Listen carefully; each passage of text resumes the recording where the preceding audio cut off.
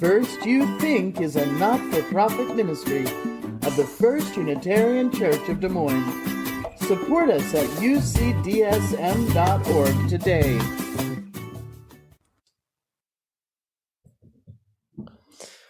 When I asked my friend how I should make a speech for Earth Day, he said, "You should plan it."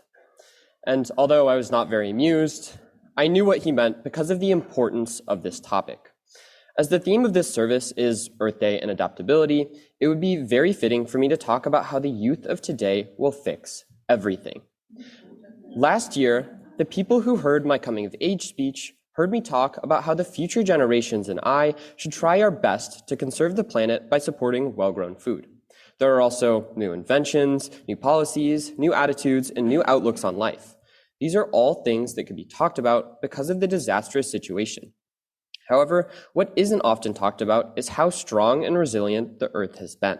The fragile aspect of the Earth has constantly overshadowed the true strength because of our frequent carelessness and harmful views of others. I have thought time and time again about how strong the Earth really is. Every Earth Day, I commonly hear people say the Earth is weakening. Although, what does this actually mean? The Earth being fragile is such a loose term that can't accurately describe the situation. Some people would say that fragile means easily destroyed. But how easy is that? How is the destruction happening? There are so many problems with this definition because it isn't black and white. There is so much more going on. With that being said, we can agree that in some ways, our Earth is currently being destroyed. Whether that method to destroy our fragile planet is littering, polluting the air, deforestation, or anything else, it still isn't very clear. It hasn't been easy to deforest. It hasn't been easy to mass produce food. And it certainly hasn't been easy to have a population of 8 billion to destroy the Earth. So when people say the Earth is fragile, you should always think about whether their definition of fragile actually fits. On the other hand, how strong is the Earth? That is hard to determine when we're actively pushing the limits of what it can handle. However, certain strengths of the Earth are obvious. If the Earth was truly weak, it could have collapsed already due to the unbearing strength from our violence and lack of knowledge. For example, the ability to heal the ozone layer is remarkable from the complex ecosystem. However, the strength of the Earth could be considered just as subjective as the term fragile. Usually, strength is meant to say something can overcome another difficult thing. However, the Earth hasn't overcome everything. The Earth has not fixed climate change, littering, or cooperation. And even though cooperation seems weird to put in a list of the Earth's strengths, we need to think back to the UU principles. We are part of the interdependent web of everything, as is the Earth. We are part of the Earth, and the Earth is part of us. So any goal we have is a goal the Earth has, and vice versa. So the Earth is strong with an amazing system too strange and interesting to understand, meaning there are small things we can do to accidentally disrupt this balance. And however strong or fragile the Earth is, it isn't a stretch to say that it's currently hurting. The solutions to that are both very simple and very difficult. Switching to cleaner food, for example, is very easy for a motivated or privileged individual, but at a societal level, getting enough people to want to do that is almost impossible. The same is true for clean energy, less water waste, and less plastic consumption. Sadly, that means at a surface level, most people not devoting any efforts at all don't prioritize future generations above the present. Most people know how to make a difference, and I would encourage you to do as you're able. However, the reason no change is taking place is likely due to the difficulty of straying away from societal norms. For example, a lot of vegans suffer from many people thinking they are entitled. Although it is a privilege to have the ability to eat in that manner, entitlement is not what sacrificing your variety of food means. Entitlement is not trying to put the health of the Earth and society above yourself. And although veganism might not be for you, anything helps. Encourage yourself and others to go away from the standards in society to benefit the future. You likely already know what you can do to help right away. These societal norms isolate people trying to make a change, but they also make it more frustrating for those people. When some decide to give up on the Earth, the few who stick around slowly give up more hope as well. As less support for the change is gained, it is harder to believe there will actually be any. That means even if you have given up, Don't ruin it for others. You can think that change won't be achieved, but don't discourage your peers. Think of Anai from the story. If Kalawati had given up, Anai would have too. Their family would have stopped because Kalawati was an activist that cared and encouraged, but most of all, she believed. You shouldn't ruin it for the Kalawatis or Anais of the world. Please encourage others to try their best as you do too. Our Earth should be valued very highly, especially as it gets older. Even though in the grand scheme of our universe, our actions have little to no effect on anything, the more localized importance of our Earth is the most important thing we know. The Earth is fragile with its delicate system, but very strong for the unique functions it has and the unique ways it repairs itself. Since the Earth is so significant to us, you should try your best to do at least something, even if you're considered unnormal for that. Because after all, fragile, strong, and normal are all terms that are very subjective and inaccurate and used loosely due to their subjectivity. So please think about what the Earth means to you and what you mean to the Earth. Thank you. It is such an honor to be sharing this space this morning with Sawyer, Gavin, and Elle, and also with Birch, and more than even today, working with this beautiful youth group to plan this service, and with Birch herding us all and helping make it happen. It has been a beautiful experience. I'm so grateful to all of you. You're beautiful.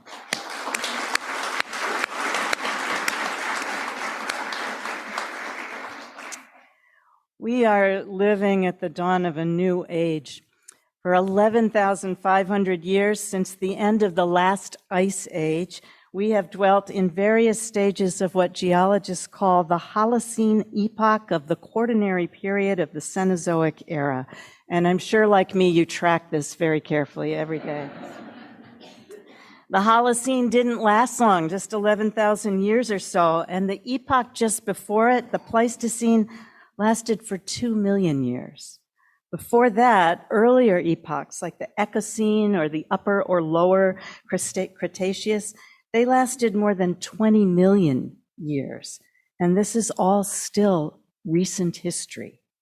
But scientists are saying now that this very brief Holocene, where we have almost always dwelt, may be just about done.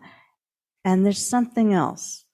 Other eras always have been ushered in by cataclysms, asteroids from outer space, wiping out the dinosaurs and shifting every earthbound balance, or glaciations, mass extinctions, all bringing this irreversible change to the geology, the chemistry, the biology of the planet. But this change now, which charts a new course, or could, for at least the next 10 million years, this shift, for the first time ever, has been caused by human activity. We're standing at the dawn of a new age, and it's not a bright morning if you look at it through human eyes, any more than the dawn of the post-asteroid age was a good day for dinosaurs. 75% of all species on the earth vanished in that most recent great extinction. We're living on the edge of what global scientists call the Anthropocene. It's named for our own selves, a dubious honor reserved till now for the forces of mythical proportion, cosmic, godlike forces. There's some debate over when all this started. Some say the proper threshold would be about 1800, the start of the Industrial Revolution. But there is no question that the acceleration of the last 50 years compares in scale to the impacts of the asteroids and the ice ages. 50 years can't even be measured on a geologic timeline. It can be measured on a calendar, though. Next Saturday, April 22nd, marks the 53rd anniversary of Earth Day. And so I'm thinking all this week about the activists who started it in 1970, who are in their 80s and 90s now. And I'm thinking also, and maybe more, of people like Greta Thunberg, who at age 20 is in her second decade already of activism on the global stage.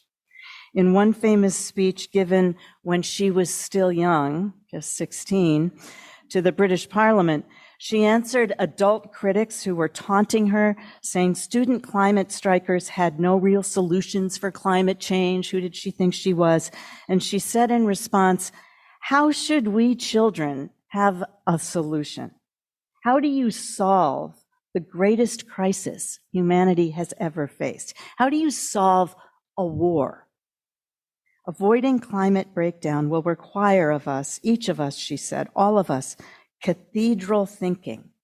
We must lay the foundation now, even though we may not know exactly how to build the ceiling. And she was saying we have to lay the foundations of justice and peace, even if we can't yet figure out the ceiling and the plumbing and the roof, to plant the seeds of trees whose bountiful shade we're not going to live to see, because we know someone will. It is in no way our job or our right to give up on this too soon. Cathedral thinking seems so childish, right? So impulsive. It's how toddlers play with blocks with no real strategic plan, no long-term global economic forecast, no guaranteed deliverables, just this wild vision and a wild will to begin. Greta Thunberg was telling us the only thing more childish and selfish and more immoral, more unforgivable and dangerous would be not to start at all. As Gavin told us just now, it matters that you just start someplace. Start where you can. Greta Thunberg went on, people will always tell me and the other millions of school strikers that we should be proud of ourselves for what we have accomplished. But we have not taken to the streets for you to take selfies with us and tell us you admire us. We children are doing this to wake you adults up and start acting as you should in a crisis. Don't honor us, she said. Don't pat our heads and sigh with pride and admiration for the courage of the young. Don't say with relief, I'm glad this is in their hands now. Don't abdicate. The student climate strikers, the marches, they are not meant to alter CO2 emissions, not directly. They're meant brilliantly to alter us, the adults in the room, the adults in the world, to move us and shake us and shatter us and annoy us and outrage us, rattle us awake. And our job, the job of the people who currently hold all the power, all the money, all the votes, all the cards, the so-called grown-ups, is to act our age and to act as if we're not asleep. To act as if we believe in the future, which is not some far-off fairyland, but just a step beyond. It's just a breath beyond this moment. Take a single breath, and the words I just spoke are in the past. This is the future now. And to act as if we cherish it, to believe in it, to understand that nothing else could possibly make sense of our mortal lives in the present except their relationship to the future, because that's true. That's always true. More than the warming of the planet, I would think that what must terrify children most right now, and youth, terrify them and bewilder them more than climate change, is the resignation of adults, and especially the intractable, paralyzed, indulgent despair of so-called progressive adults, whining about the end of democracy and the end of the world, wringing our hands, as if nothing can be done and our work is over. We did that already. We're done. So when did we lose our ferocity and our fierce hope and our curiosity and imagination about what's possible? And when did anybody decide that simply because the struggle is hard, it's okay to check out now? That is not what our elders taught us. It's not how we were raised. When did we decide, when do we ever get to, that the changes required in our lives are just too daunting, too inconvenient? When do we get to say our own grief is just so shattering, our fear of failure so shaming, and the way forward so inscrutable that we're just not going to fight anymore? Who gets to say when the end of history begins? Surely that responsibility, that right, falls not to the oldest people in the room, in the house, but to the youngest ones. You are not obligated to complete the work, says the ancient Jewish text, but neither do you ever have the right to lay it down. The philosopher Michel Foucault writes about curiosity. To me, he says it evokes concern. It evokes the care one takes for what exists and could exist, a readiness to find strange and singular what surrounds us, a certain relentlessness to break up our familiarity. And I worry sometimes that we adults of a certain age have become overly familiar, overly cozy with our despair. It's a habit we put on. And it's unseemly. It's out of style, like most of our clothes. It is dangerous. We could choose instead to be more curious and brave. How can we honor our grief, which is real, for what's lost and not coming back? Landscape, watershed, ways of life, tens of thousands of species. How could we honor this unspeakable grief by shaping it toward adaptation, which is what you always do with grief? We know how to do that creatively, with courage, never resignation to new reality. Why would we not do it?